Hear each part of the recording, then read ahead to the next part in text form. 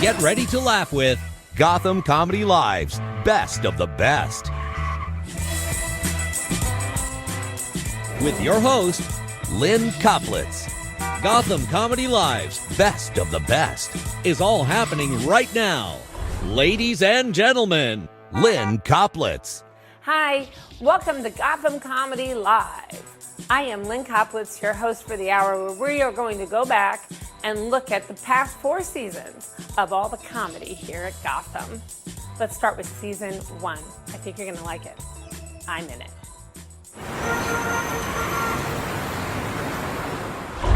This is a bold experiment in television, you know, because as you're experiencing this, people at home are experiencing it, you know? People at home can see me suddenly making a connection. Totally out of nowhere, just immediately recognizing, now that's a girl who had her bangs cut so that they swoop to the right. But unlike the television viewing audience, they won't feel this. No, you'll have to come to New York City for that. Especially you, sir. I would love to bite your shoulder. I would soft kiss you, just very, not even in a rough way. That shirt's not your size. You know that. It's not. Like, you do need a large, but you said, fuck it, medium. I really hate thin people. Make me sick. I do. I hate thin guys. I hope you get hit by a donut truck. That's my fantasy. After the show, you're like, it was a good show, and you're like flexing in a window, and it fucking hits you. And because of your awesome chest, it flips over, and donuts fly into my mouth. Then I step over your gorgeous dead body, but I wouldn't even have to lift my leg up, so you're so thin, I could just walk over regular. I like fat dudes. I don't like you. I hate you. You suck. You suck. I hope you die. I love you. I love him. You'll be fat someday. I love you. Fat people, we're better people. We're nicer people. We are. You don't see fat guys with guns. Give me your money. Then 20 minutes later, the cops show up. Where is he? He's right there. He took 3 naps and threw up in his mouth. And then bought a hot dog with my money at my hot dog cart. I would have gave him the hot dog. No need for the gun and the soft kiss in the ear. Big boys don't cry. Shh. So anyway, I was in the park last night chasing this white guy.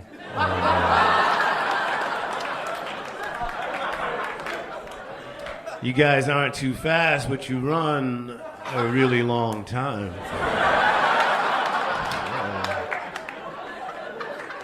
I would have had to have been Kenyan to catch this dude. I mean, run right next to him. What type of shoes are those?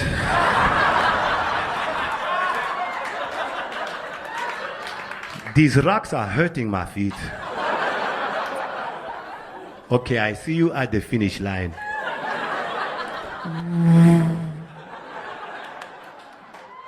That's the sound brothers make when they run. You hear that? It's a brother running. Mommy, what's that? Black guy running.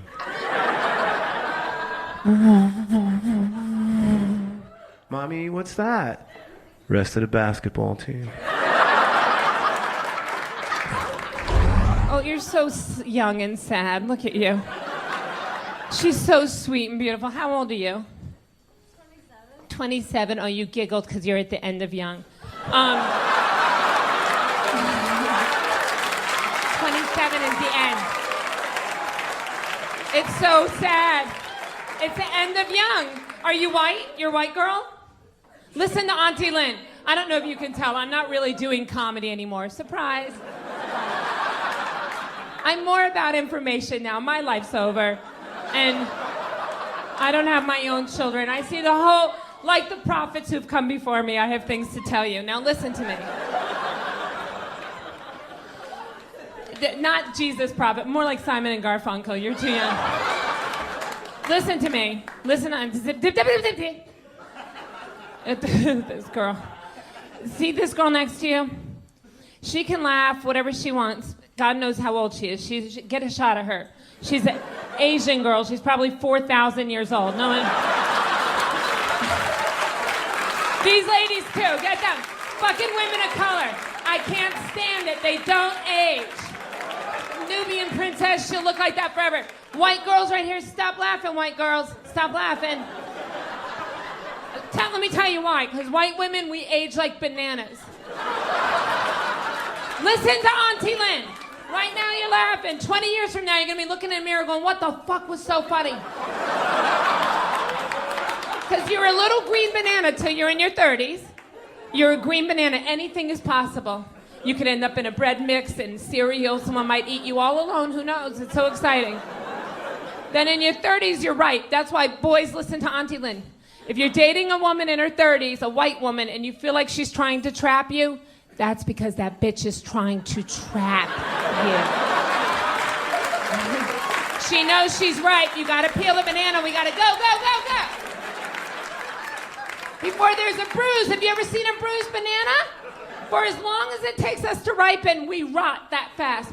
Once there's a bruise on the banana, what do you have? You have like 3 days before it's not even recognizable. People are walking by the kitchen. What's on top of the refrigerator? The dog keeps barking at it. It don't look right. I think women get the short end of the stick on the whole sex game. You know, guy has sex with a lot of girls, he's a cool guy. Girl has sex with a lot of guys, everybody makes fun of her. I hate when guys pull this move. They go, hey, you know, I had sex with that girl. I'm the man. And you go, well, she had sex with him too. And they go, oh, what a slut. Well, how come she's a slut now? How come she wasn't a slut when she had sex with you? You never hear a guy say that. Whew, she fucked me. What a whore. Wow, that's gross. You've got some problems. Get your shit together, all right? This is a wake-up call, okay? Come on. We're so mean to promiscuous girls in this society. You know, slut, whore, she's loose, she's easy, what a skank. Why are we so mean to these girls? Don't we all like sex? Why are we getting mad at the one group giving it away? Yeah? No, we all like Banana Republic, but if they have a sale, nobody calls them a whore. Yeah? I don't get it. We got a black president now, gay marriage is legal here, yet sluts are still oppressed. That's the one group in this country that still gets stepped on. And I'm the only guy sticking up for these women, all right? Yeah. Yeah, come on.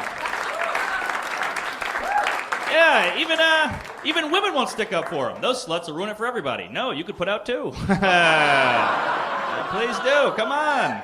I genuinely don't understand it. I feel like if we're going to make fun of a group of women, let's make fun of the prude girls, right? They're the boring, annoying ones. Let's kick them off their high horse. Why do we reward these women, you know?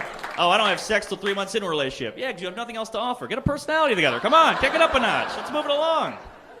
Because let's be honest, prude girls, they're like mom and pop shops. We all pretend to like them, but they're more expensive and they close early. All right?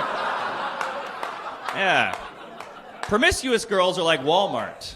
All right? When they move into a neighborhood, everybody starts complaining. But at 4 in the morning, when you're in a pinch, you're glad they're there. Yeah. We'll be right back with Gotham Comedy Live's Best of the Best.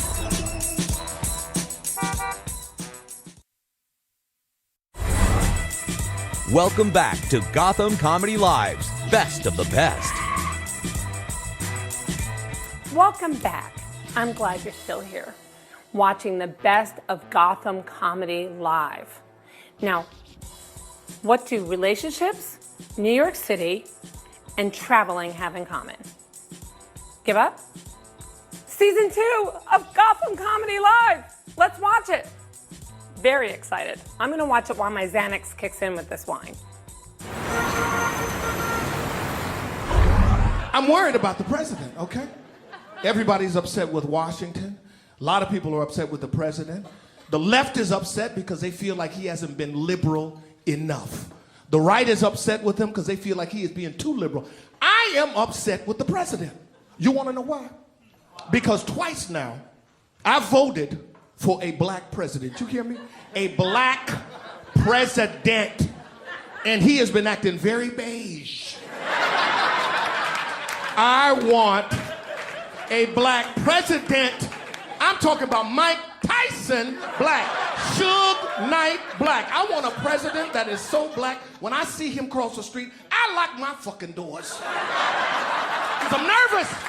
That's how you get shit done. Fear and intimidation. Fuck trying to get along. These Republicans don't like you. They ain't trying to help you. They are cock blocking each and everything you are trying to accomplish. It is time to get gorilla on their ass. I want a black president. I'm talking about Sam Jackson, Pulp Fiction black. I want a president that don't take no shit. I want a president that is so black. When he walks on the floor of the United Nations, foreign dignitaries look at him and go, not this motherfucker. Sign the treaty, give him what he wants. This is what we need. This is what we need. I want a president that is so black. I'm talking about Wesley Snipes before he fucked up his taxes black. I voted for Blade. I want a superhero in the White House. He should be wearing tights and a cape, flying around the Capitol, making shit happen. That is what we want. I think we're gonna be all right.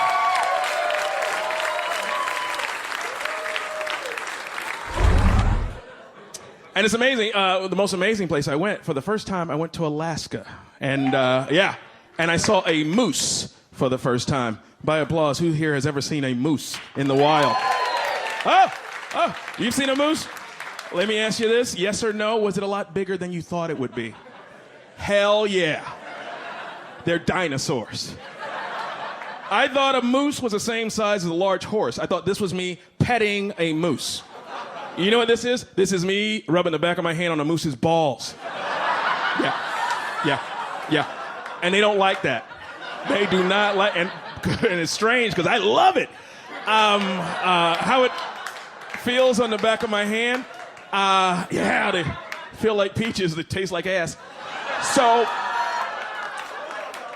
I'm in Alaska, and there's a sign on my hotel door that says, beware of moose. And if you're a New Yorker, you probably would do the same thing I did. I took a picture of it and posted it on Facebook. Oh my God, look what these hillbillies are dealing with. I wake up at 5 a.m. I decide I'm gonna go to my rental car, go for a little drive, see a little bit of Alaska. I open my door, between me and my rental car is a moose. Now, if you grew up in an urban area and there's a large mammal between you and your rental car, you probably would do the same thing I did. Ha! Get on out here, moose. Ha!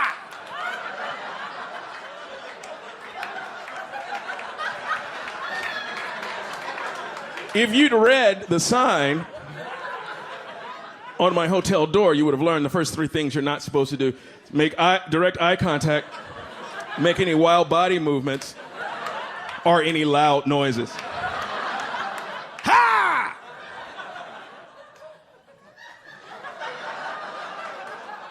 I can't even describe what the moose did other than to say it was the most gangster move I've ever seen an animal in the wild do. Yeah, the moose is over here. It's quiet. It's quiet in Alaska. There's no subways, there's nothing but mosquitoes. I come out of the hotel. Ha! And the moose just does this. Just goes.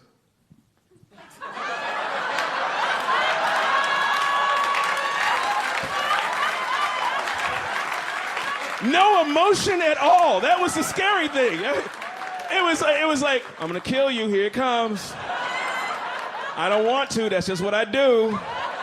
You should have read the sign. Why are you crying? Why are you crying? Why are you crying?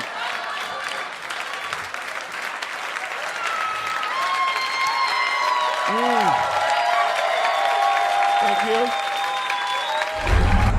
I know, it worries me, this stuff, man. You know, I had a drone fly over my house in Los Angeles last week. That's how much we're losing our privacy. They're looking into our backyards. It's a scary time. And we're doing this, of course. We have a lot of these security measures to protect our freedom. They say, we want to protect our freedom. America's the most free country in the world. Yeah, well, if it's so free, how come it's the only country where you got to take your shoes off when you go to the airport? Because 10 years ago, some guy lit his foot on fire on an airplane and nothing fucking happened. Now every time you go to the airport, you gotta tiptoe through the airport in your slippery socks just because you want to go to fucking Cleveland, right? And take your laptop out of your bag. Take your laptop out of your bag and tiptoe around in your slippery socks. And go through some cancer-causing x-ray machine that costs $4 million a pop. The thing can see through your clothes. This $4 million x-ray machine in every airport can see through your clothes. You got to show everyone your cock. Is that freedom? Every time you go to Cleveland, you got to show everyone your penis?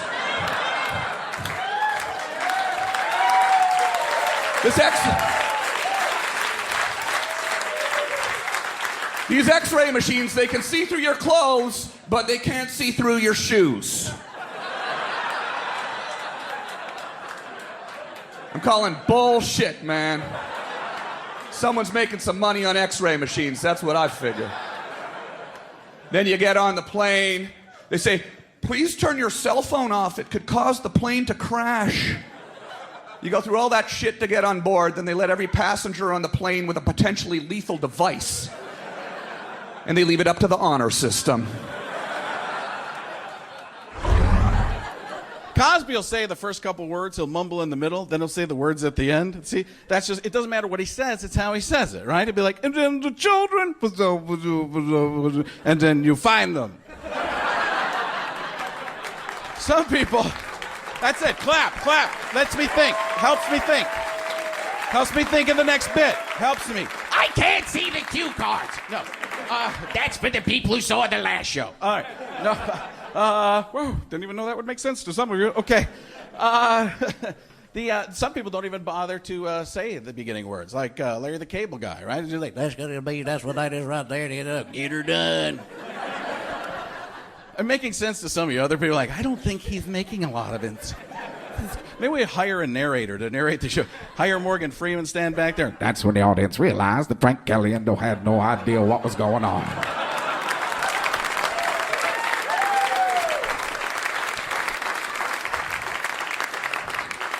Truth of the matter was, he wasn't sure what he was going to talk about either. He was just going to walk from one side of the stage to the other side.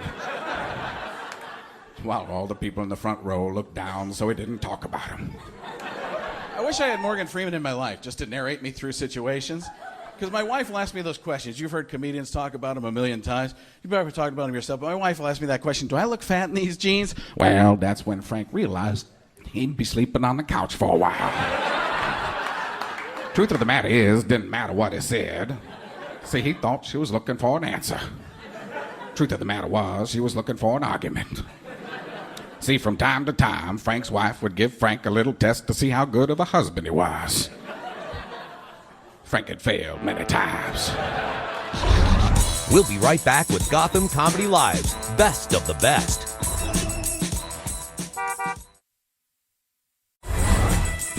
Welcome back to Gotham Comedy Live's Best of the Best. Welcome back again to the Best of Gotham Comedy Live right here in the basement of the lovely Gotham Comedy Club. Okay, now we are on the best of season 3 of Gotham Comedy Live. I'm actually in this season, and there are 3 guys in this season, and I actually had sex with one of them. Watch and try and guess which one it was. Tweet in your responses. I'd love to see if you get it right. I'm sure you won't. I hated myself back then. Think that way. I went to this gay bar called Woody's to be supportive of a gay friend of mine. And while I was there, a man grabbed my butt and winked at me.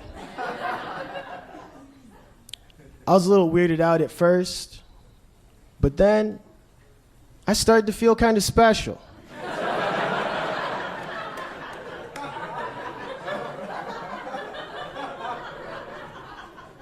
No one's ever grabbed my butt like that before. But then, a few moments later, I saw the same man grab another guy's butt. I was devastated.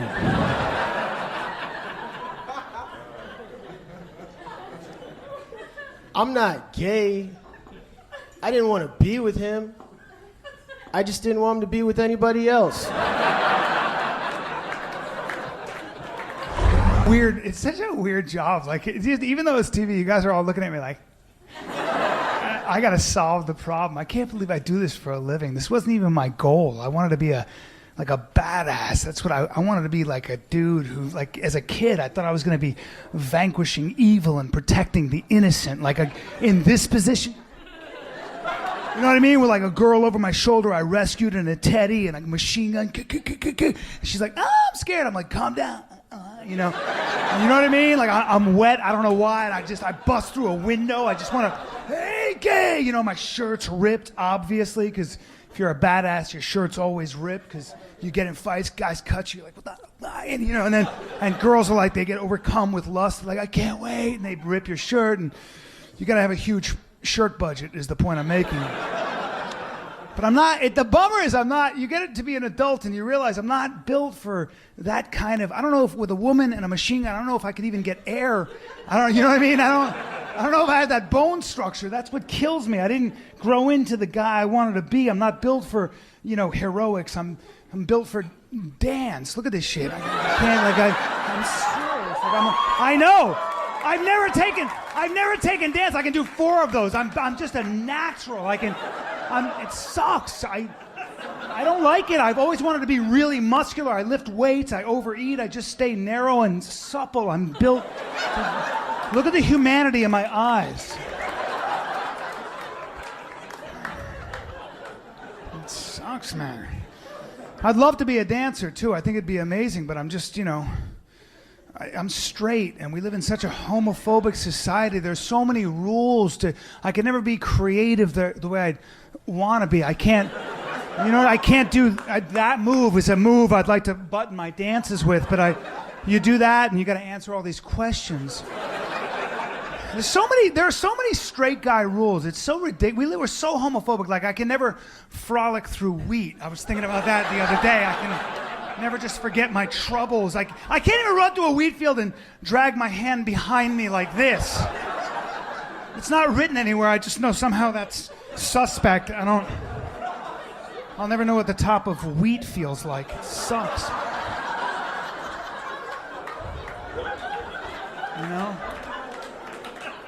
I think I'm allowed to touch the side of wheat. I think I can do this, because he did that in Gladiator. I think I'm allowed to, you know what I mean? But the minute I go it's so interesting, the details. The minute I go from here to here, you know what I mean? That's when they're like, wait a minute, he fucks guys,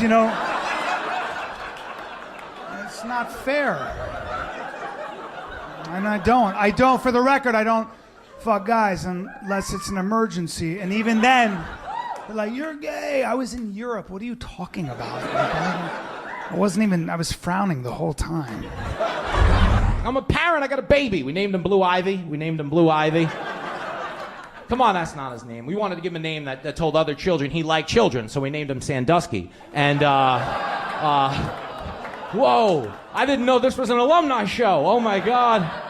Whoa. My kid's cute. His name is Lincoln. He's a cute kid, but I feel self-conscious talking about him because I feel like people lie about their babies. You know what I mean? Like, whenever somebody has a baby, they give you the same bullshit phone call. They're like, oh, you got to see this cutest baby in the world. Oh, my God, it's so cute. But who do you believe? Because everybody says that. But there are a lot of ugly babies out there, man. But you never get that call. You never call the hospital like, oh, my God, she had a baby. How is it? Dude, don't even come. This thing is fucking disgusting. Apparently, our sister's been having an affair with a gremlin the last 3 months. Don't put water on it. There'll be like 8 million of them running around the hospital right now. It's a mess.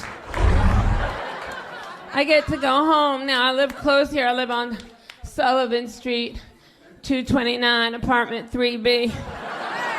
That's gangsters, and that's my real address. I'm not scared of you people. I've lived alone in New York for 20 years. What are you going to do to me? There's nothing you can do that I haven't planned for. You going to rape me? You can't rape me. I'll kiss you on the mouth. How you going to rape that? How dare you, rapist? You think I don't have a rape plan? That's the worst predator on a planet next to a pedophile and a polar bear, and I got plans for them too. You crawl in my window, you're crawling out half the rapist you were when you crawled in. I'm gonna mouth kiss you, I'm gonna whisper, I love you, I'm gonna hold you. Did you guess who it was? Did you tweet? Well, stick around. Season 4 is coming up. I didn't fuck anyone in that season, but it's still good. We'll be right back with Gotham Comedy Live's Best of the Best.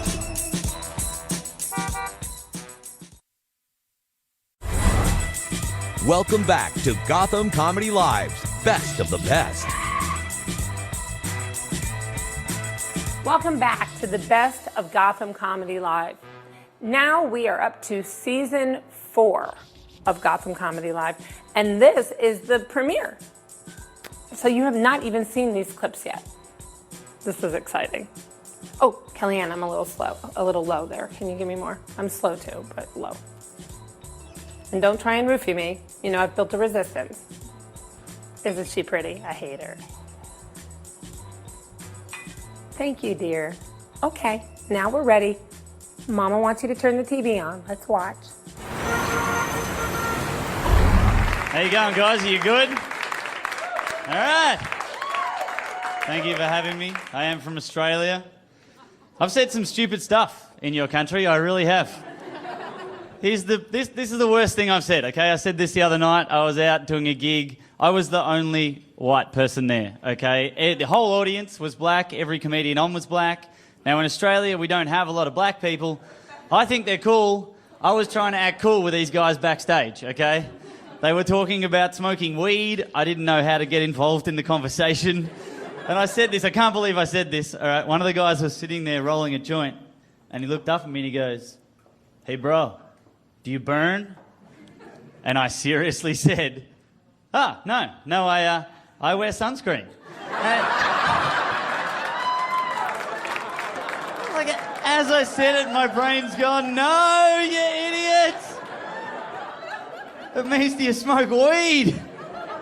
It's got nothing to do with your complexion. Leave the room." But I had a good night with these guys. They were fun. At the end of the night, one of the comedians comes up to me. He goes, "Hey, man, nice meeting you." Went to shake my hand. Now, in Australia, you shake someone's hand like this. That's it. No other moves or anything. You've all lived here your whole lives. You can make a judgment on someone and go, he's probably a flick and a twist kind of guy. And you can bluff your way through. I don't know what I'm doing, okay? So I go to shake this guy's hand. He started doing his moves. I panicked and went, "Oh, what the fuck's going on here?" And I went like this. I did that. What the hell am I doing that for? What am I, in Point Break? I knew that was wrong. I looked at him and I panicked even more and just went,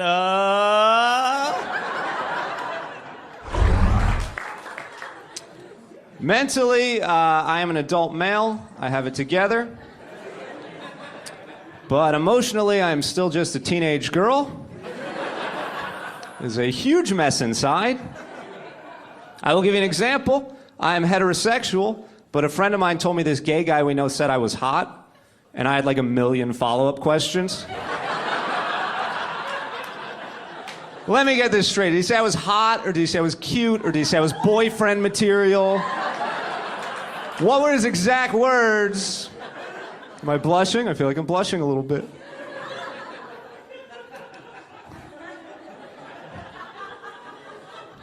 Some guys, they're really homophobic. If they heard that, they wouldn't go near him. But that guy made my month. I'm getting my life together because of him. If I'm going somewhere and I think he's going to be there, I'm not going to do anything with him when I see him, but I definitely think about what I'm wearing before I leave the house. That guy believes in me. I'm not going to let him down.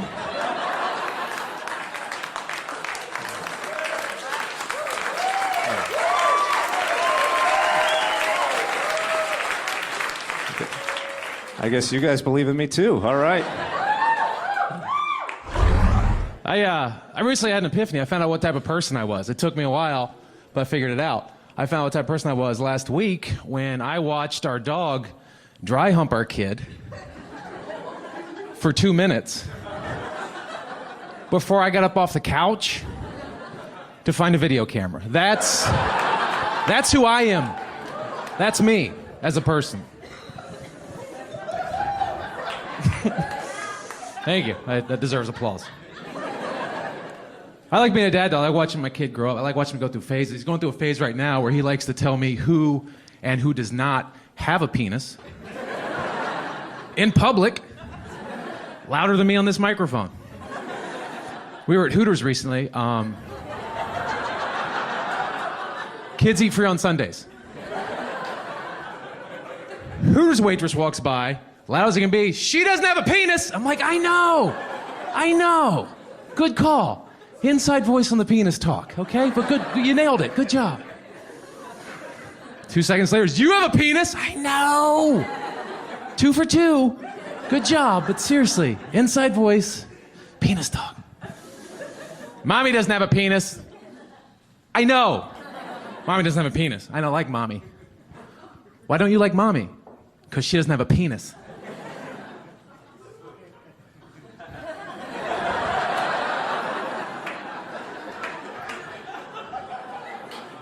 Well, that's why I do like mommy, so... Let's agree to disagree on mommy. Oh, thank you. I haven't joined a gym because of this. I'm in my 30s, so my options are either join a gym or get married. And the gym at least lets me go month to month.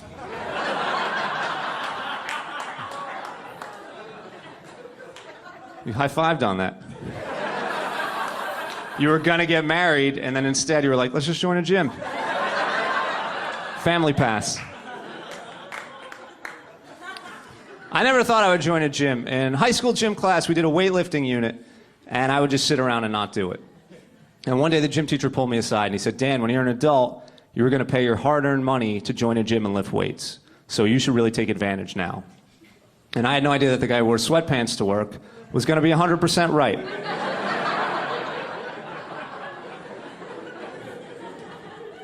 When I signed up, they told me I get a free body fat analysis and fitness test. And they asked me if I want to do that in a group or one-on-one. Who's choosing to do a body fat analysis in a group? Most people wouldn't do it alone with a mirror in the room. Fitness test, that's a big scam. They just want you to hire them to be your personal trainer. And if I'm going to pay someone to pretend to be interested in my body, it's not going to be this guy named Steve.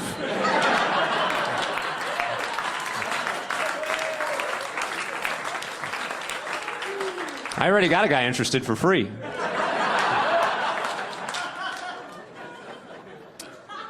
I really just joined the gym because I went through a bad breakup and I thought it would be a good distraction. And I had no idea the trainer was going to ask all these personal questions. He asked me, Dan, what are your goals? I don't know. Revenge?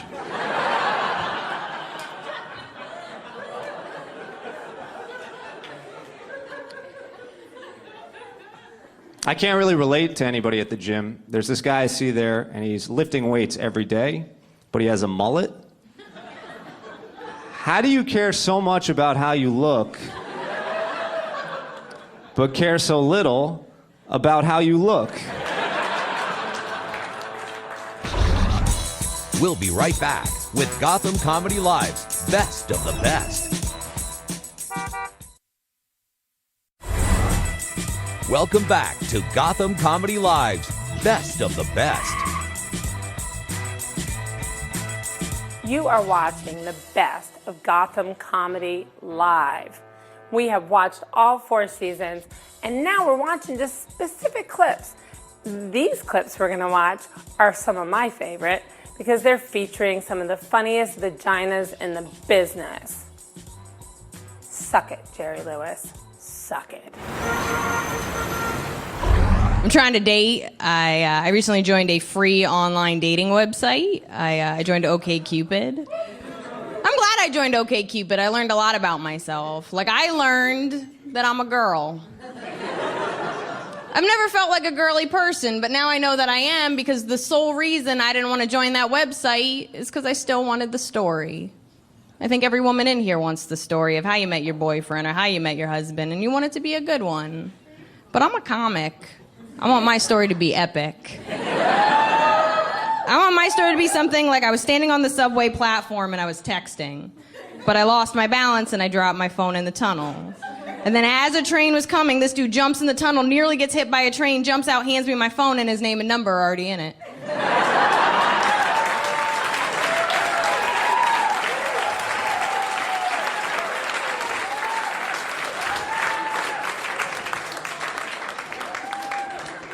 And his name would be Odyssey.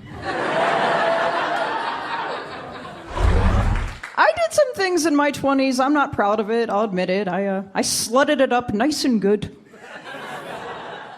I was usually heartbroken. I'd be madly in love, and I'd get dumped. I'd just get right back out there.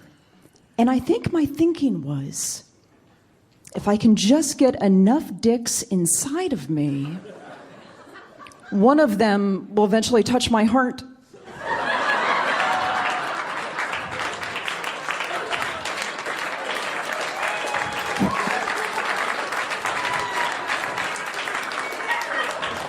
My dad loves that joke. Loves it. Loves it so much. My dad is a 75-year-old devout Irish Catholic widower from the Bronx. And he's old now, but he was old at 35. He came out of the womb with a mortgage and ulcer, doers on the rocks.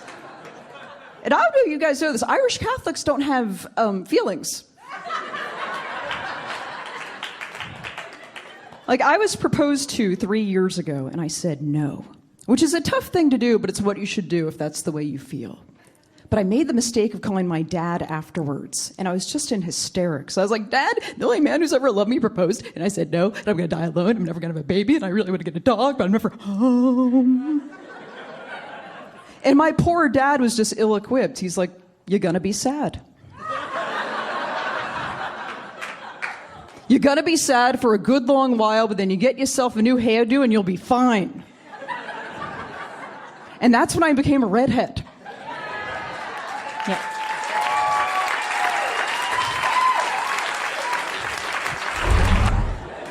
I've been on exactly 5 OkCupid dates, so that means I've written 5 emails to my roommates titled, "Please seek justice if murdered."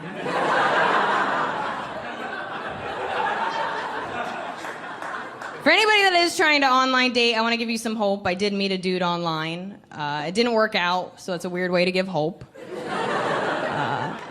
you have to understand, there's still people that don't use their credit card on the internet. I fucked a dude from the internet. I'm like a success story and a survivor. I want a t-shirt. I think he was my boyfriend. He always texted me back. If you want to know anything about the modern woman, if you text me back before my friends do, you are my boyfriend. That's how that shit works now. But it's because of him I found the one benefit of online dating, which is he was the hottest man I have ever dated in the history of my life. So everybody I've ever dated was over here, and he was over here with like kittens and rainbows and other things I enjoy Instagramming. And it's strange, because I think most people know that when you meet somebody in person, you connect. And it's through that connection that you build an attraction. And it's through that method of dating that I have accidentally dated a lot of ugly men.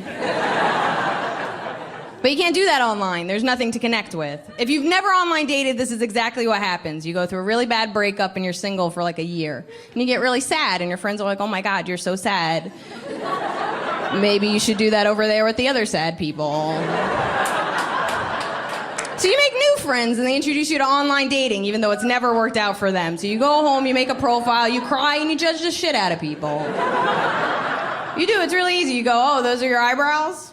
I'm not doing that. I take care of my face, maybe you should take care of yours. Oh, you mountain climb, that looks really fun. I'm not doing that. I don't have the energy or the time or I'm not gonna fuck you and then mountain climb. That's a really long day.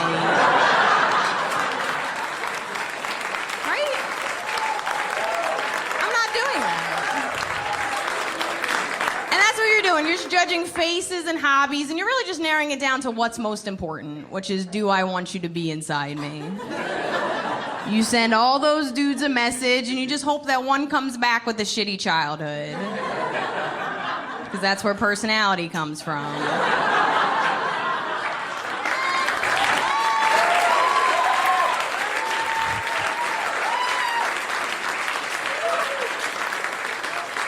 That's why I've been so charming. We'll be right back with Gotham Comedy Live's Best of the Best.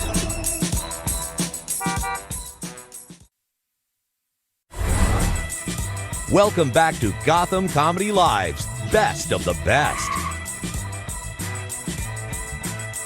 You are still watching the best of Gotham Comedy Live, and it's been worth it, hasn't it? So funny. Now, your next comic's coming up. I know all of them. Larry Miller, funny guy. I met him for the first time at the Montreal Comedy Festival years ago, and he got me to do a clip with him on Leno, which was great, and I will always love him for that. And he's a great actor, too, so very funny guy. Steven Scott, hilarious nerd, but such a funny, and he'd be mad because he doesn't know he's a nerd, but he is. But he took me to the Friars Club for the first time, and we share the same birthday, so I gotta love that, Leo. And then we have, who's the other one? Oh, Vic Henley. Love the Henley. He's a Southern gentleman after my own heart. These guys are funny. My dad's a character. My dad, the reason my dad talks that way is, well, he doesn't talk that way. That'd be weird. Like, hey, Steven, and later, that'd be creepy. Ooh, did I just do jazz hands on a comedy show? Let's just keep that between us and the millions of people at home. No, the reason my dad talks that way, my dad's a newscaster, so he's got that really deep, loud, authoritative broadcaster voice, which on TV is great, but in public, unnecessary. And the worst is when you're a little kid and you're growing up and you get in trouble and you got to get yelled at or scolded by someone who talks like that. It puts the fear of God into you. Oh yeah, especially with my dad, who by the way was like king of the scolders. I had one of these dads, I think half the time he was inventing stuff to scold us about, because some of it didn't make sense. He actually once said this to me, he goes, hey, knock it off. You know, when I was your age, I was a lot older than you.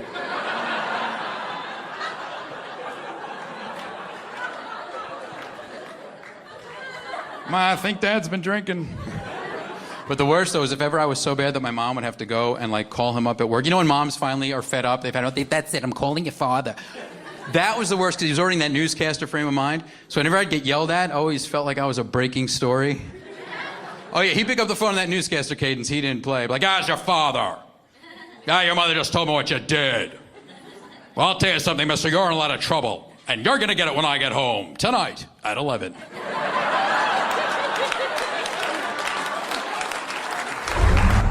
I was watching TV with my wife, and the ad came on for that eHarmony, the dating service where they say they match you up on 29 levels of compatibility. And I turned to her and said, I don't think we have any.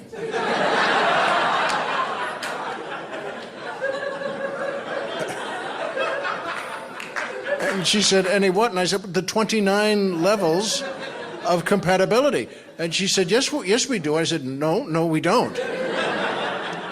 And she said, we have all of them. And I got out the dictionary to look up. I looked up compatibility. It says, capable of living together harmoniously or getting along well together.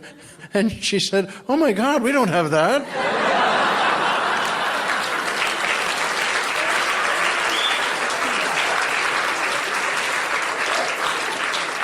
I said, that's the point. That's good. Marriage has nothing to do with compatibility. Okay? First time you can't make a house payment, it doesn't matter that you both like red. Thanks, everybody. I'm from Alabama originally. That's where my accent's from. But I've lived here for 30 years, so blow me. I'm a New Yorker. So I just wanted to let you know that's where the accent's from. So, anyway, I was home a few months ago in Alabama visiting my mom, and I took her to dinner, and we were having a lovely meal, and I ordered Caesar salad, and I'm not changing one word of this. The 20-year-old Alabama something hillbilly waitress comes back and looks at me with a totally straight face and says, the cook said to tell you that we're out of Caesar leaves.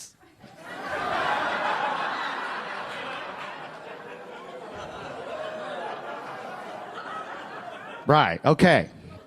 Sometimes in comedy, you see something, you have an idea, you go on stage, you work it out a couple of weeks on the stages of New York City, and it actually turns into a joke. And then sometimes in comedy, you're just sitting at dinner with your mother, and the heavens open up, and a moron flies in on a Pegasus unicorn of idiocy, and with a completely straight face goes, the cook said to tell you we're out of Caesar leaves. I was like, Romaine? She goes, I don't know. He just said to tell you that we're out of Caesar leaves. My mom is my mom is funny too with the messages. Her problem is the opposite. My mom will call you up. You know, if somebody has a story to tell you, they'll call you up on your machine and they'll say, hey dude, I got a funny story for you. Call me back, and then you call them back and they tell you the story. My mom just leaves the entire story on the answering machine. And it's not even important stuff. It's like where she went shopping that day, medical updates from distant family members I hadn't even seen since I'm 8, you know. So I basically got a brand new phone number just for my parents to leave me their crazy messages. And I have a good old-fashioned answering machine to go with it, with the button. So now when I'm home and they call, I listen to their messages like this. Beep. Hi, sweetie, it's your mother. Remember me? I'm the woman who gave birth to you. It's been 3 days and I would like to know that you're still alive. Look at me, I'm sitting here and I am reading through the obituary column. And I am not seeing your name anyplace. So I'm expecting a call. Love you. Beep. Yeah, Steve, it's your father here. I'm in the car. Your mother's calling. Up at where you are. So, of course. Beep. Hi, sweetie. Guess who? I love Guess Who. Like I have no idea whose voice. Sweetie, it's Mom. Where are you? Wait.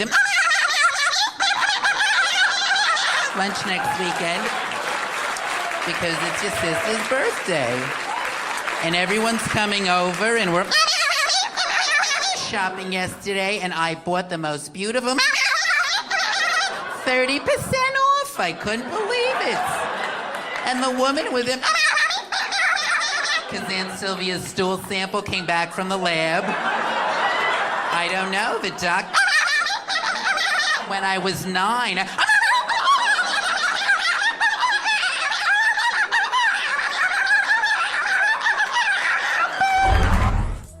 Well, that was it. This was live at Gotham Comedy Club. There's no more to show you now. I'm sorry. Don't be sad. Think about what you just saw. Go to sleep happy. Don't look at your life. Just watch the comedy. That's what I do. Kelly, could you please rub the bar just a little louder? Is there any fucking way you could do that? In the last final second, she's got to rub the bar so fucking loud. Poor kid. It's okay. Don't feel bad. That's how she builds character. Watch us on Thursday nights on Access TV, live at Gotham Comedy Club. You won't. It'll keep you from beating your children.